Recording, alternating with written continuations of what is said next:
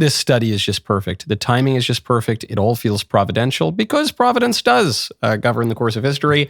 And I guess this is just part of that. While Harvard is whining and shrieking and screaming because Trump is taking $3 billion in federal subsidies away from a university that has a $50+ billion endowment, a Harvard professor is fired and stripped of tenure for lying in a study about honesty. It's perfect. It's just perfect. This is the first time since 1940 that a Harvard professor has been stripped of tenure.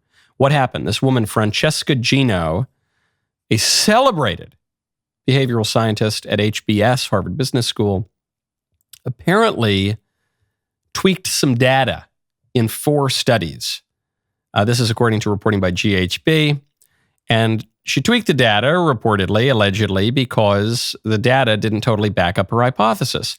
This woman has authored 140 scholarly papers. This woman has won multiple awards. There were some rumblings a couple years ago about her dishonesty. There was evidence accusing 4 of her papers that had been published between 2012 and 2020 of using fraudulent data. Even earlier in 2021, there was a study on honesty pledges that was definitively retracted due to evidence of data fabrication. A lot of evidence this lady just lied. And Harvard, while at the one hand saying, we need all this federal money, even though we have a $50 billion plus endowment, we need all these federal subsidies because we stand for truth. We stand for science. We are illuminating the human mind. We are and then on the other hand, they're having to fire professors for dishonesty, even some of their most celebrated professors. This woman seems like she really deserves to be fired and stripped of tenure. How many others are there? Go to shopbeam.com/Knowles.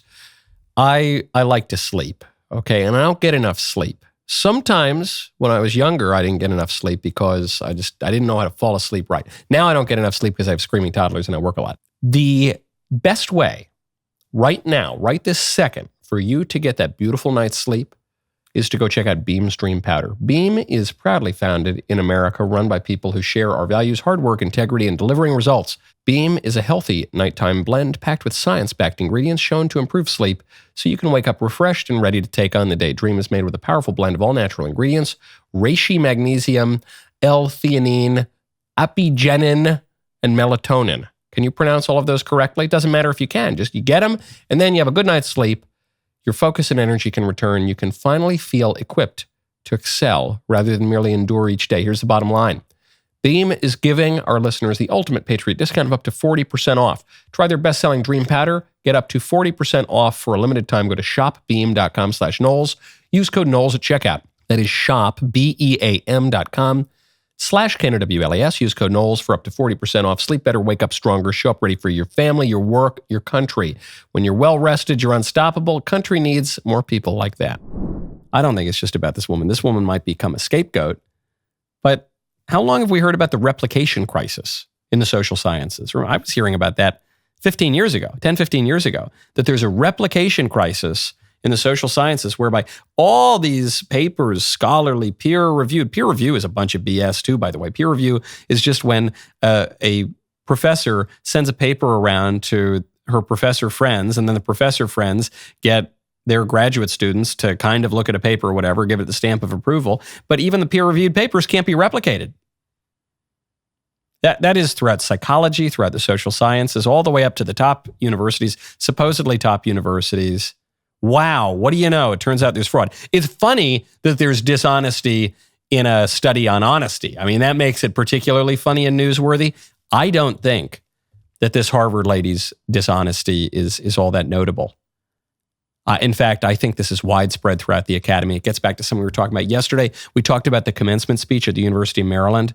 These graduates have paid a lot of money for their degrees, and they've gone through years of what is supposed to be a rigorous education, and their commencement speaker is Kermit the Frog. And I said, that shows you the value of a university education today. I support university education in principle. I'm one of the few conservatives who defends liberal arts education. I think it can be great. I love the university tradition going all the way back to the Middle Ages. But what we have today is not that. And that's true at the University of Maryland, And it's true at Harvard. In fact, wow, it's just occurring to me, this might have been a little Nostradamus moment. You know, I hate to say I told you so. I said, look, we're focusing here on the University of Maryland. I don't think it's much better at Harvard. Bam, immediately there comes a news story that Harvard has to fire one of its top professors for dishonesty.